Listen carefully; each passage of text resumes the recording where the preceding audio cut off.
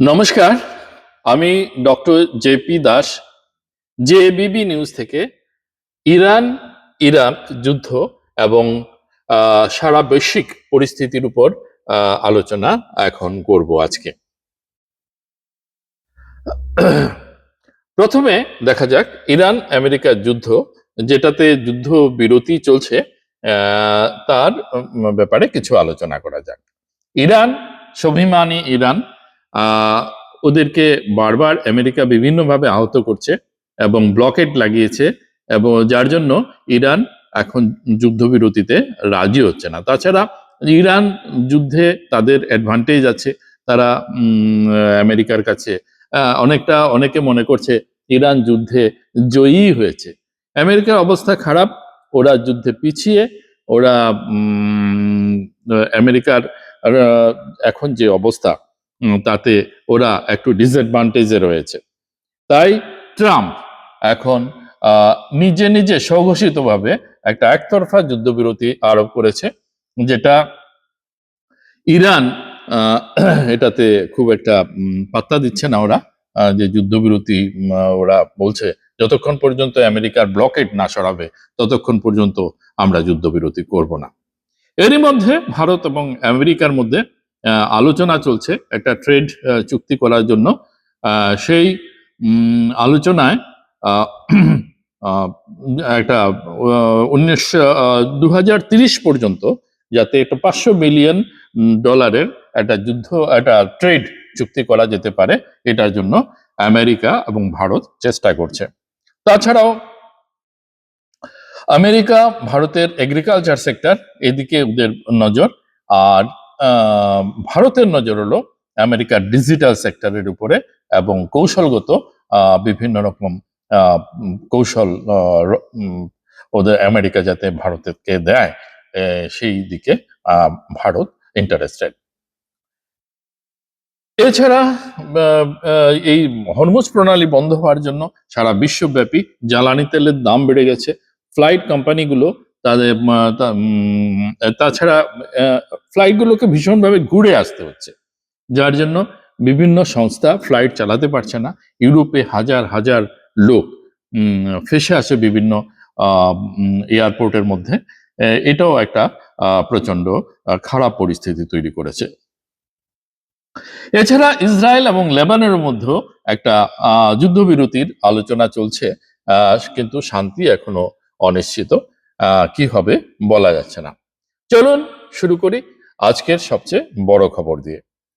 Iran এবং আমেরিকার যুদ্ধের লেটেস্ট আপডেট হলো, ইরানের ডেলিগেশন টিম পাকিস্তানে পৌঁছেছে, পাকিস্তানের মুখ রক্ষা করেছে, কিন্তু সরাসরি আলোচনা করছে না। তো এর মধ্যে আলোচনা, এটা অস্থায়ী যুদ্ধবিরতি চলছে। ট্রাম্প একতরফাভাবে যুদ্ধবিরতি ঘোষণা করেছে, যেটা মানে অনির্দিষ্টকাল পর্যন্ত চলতে থাকবে। আমেরিকা কঠিন কঠিন শর্ত আরোপ করছে, সরাসরি আলোচনা না করে। পাকিস্তান ও ওমানের মধ্যে পরোক্ষ একটা আলোচনা চলছে। আমেরিকা মধ্যপ্রাচ্যে 3টি যুদ্ধবাহী জাহাজ মোতায়েন করেছে, যা ইরানকে ইরিটেট করছে, তাদের বাণিজ্যে বাধা দিচ্ছে, এবং তার জন্য ইরান আরো আমেরিকার উপরে ক্ষেপে আছে। হরমুজ প্রণালী আংশিকভাবে বন্ধ, বিশ্বব্যাপী তেলের উপরে এর বিরাট প্রভাব পড়ছে। সারা বিশ্বের টোটাল তেলের প্রায় 20% এই হরমুজ প্রণালী দিয়ে প্রবাহিত হয়। তাই এটা একটা বিরাট প্রভাব সারা বিশ্বের অর্থনীতির উপরে আরোপ করছে। যুদ্ধবিরতি থাকা সত্ত্বেও পরিস্থিতি মোটেই সুস্থির না, পরিস্থিতি বরং অস্থিরই বলা যেতে পারে। প্রায় এটা ওটা ঘটনা ঘটছে। ইরান মাঝে মাঝে তাদের ছোট ছোট স্পিড বোট থেকে গুলি চালাচ্ছে। এর মধ্যে 2-3টে জাহাজও ওরা জব্দ করে নিয়েছে তাদের সেই একটা বিশেষ বাহিনী দিয়ে। যে কোনো সময় একটা বড় সংঘর্ষ শুরু হয়ে যেতে পারে। তবে এর মধ্যে একটা ইতিবাচক দিক হচ্ছে, তেহরানের কিছু কিছু ফ্লাইট আবার শুরু হয়েছে। ভারত এবং আমেরিকার যে বাণিজ্য আলোচনা চলছে, সেটা ভারত ও আমেরিকার সম্পর্কের উন্নতির চেষ্টা করা হচ্ছে, যাতে বৈশ্বিক এই পরিস্থিতির মধ্যেও বাণিজ্য আরো শক্তিশালী হয়, বাণিজ্য বৃদ্ধি পায়। আমেরিকা এবং ভারতের বাণিজ্যের টার্গেট হলো 2030 সাল নাগাদ $500 বিলিয়ন। ভারত চাইছে আমেরিকার ডিজিটাল ব্যবস্থাকে দিকে তাদের নজর, আর আমেরিকার নজর ভারতের এগ্রিকালচারের দিকে। ভারত এগ্রিকালচার নিয়ে আমেরিকার সাথে সহযোগিতা করতে, জায়গা ছেড়ে দিতে মোটেই রাজি হচ্ছে না। কারণ ভারত তাদের যে কৃষক, তাদের স্বার্থকে বিসর্জন দিয়ে কোনো চুক্তি করতে মোটেই রাজি নয়। আরো আলোচনার বিষয় হচ্ছে হরমুজ সংকটের বিকল্প সরবরাহ ব্যবস্থা, জ্বালানি নিরাপত্তা, প্রযুক্তি ও প্রতিরক্ষা সহযোগিতা। ভারত নতুন তেলের উৎস খুঁজছে, আমেরিকাও একটা তেলের উৎস হতে পারে। তাছাড়া আমেরিকা এশিয়ায় তাদের শক্তিশালী অংশীদার চাইছে। এই পরিস্থিতিতে ভারত একটি স্থিতিশীল অর্থনৈতিক শক্তি হিসাবে গড়ে উঠছে। আমেরিকা এশিয়ায় যেহেতু চীনের সাথে তাদের এমন সদ্ভাব নেই, তাই ভারতের দিকে তাকিয়ে আছে। এবার দেখা যাক বিমান চলাচলের অবস্থা। মধ্যপ্রাচ্যের সংঘাতের কারণে সারা পৃথিবীতে এয়ার স্পেস ভীষণ ঝুঁকিপূর্ণ রয়েছে। বিমানগুলোকে অনেক দূর ঘুরে আসতে হচ্ছে, যার জন্য জ্বালানির খরচ বেড়ে যাচ্ছে এবং সময়ও বেশি লেগে যাচ্ছে।